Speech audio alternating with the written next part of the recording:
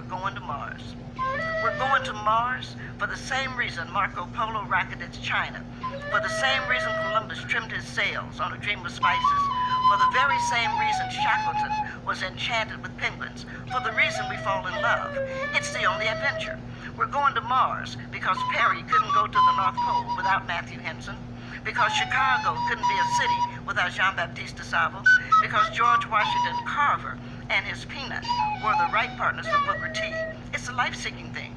We're going to Mars because whatever is wrong with us will not get right with us. So we journey forth carrying the same baggage, but every now and then leaving one little bitty thing behind. Maybe drop torturing hunchbacks here, maybe drop lynching Billy Budd there, maybe not whipping Uncle Tom to death, maybe resisting global war, one day looking for prejudice to slip, one day looking for hatred to tumble by the wayside, one day maybe the whole community will no longer be vested in who sleeps with whom.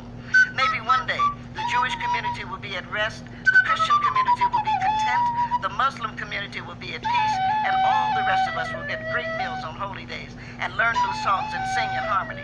We're going to Mars because it gives us a reason to change. If Mars came here, it would be ugly.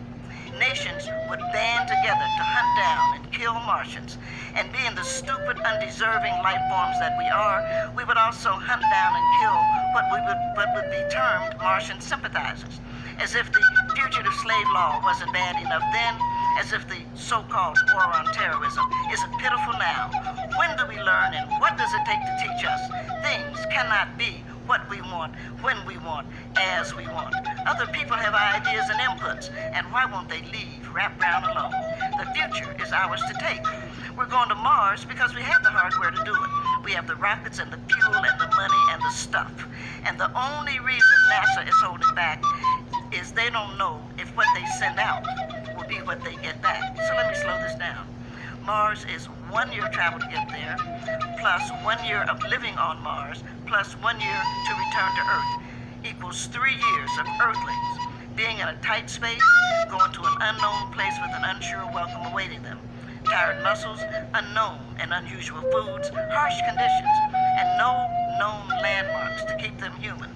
Only a hope and a prayer that they will be shadowed beneath a benign hand, and there is no historical precedent for that except this.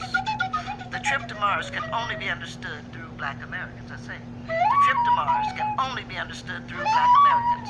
The people who were captured and enslaved immediately recognized the men who came, who chained and whipped them and herded them into ships so tightly packed there was no room to turn, no privacy to respect, no tears to fall without landing on another.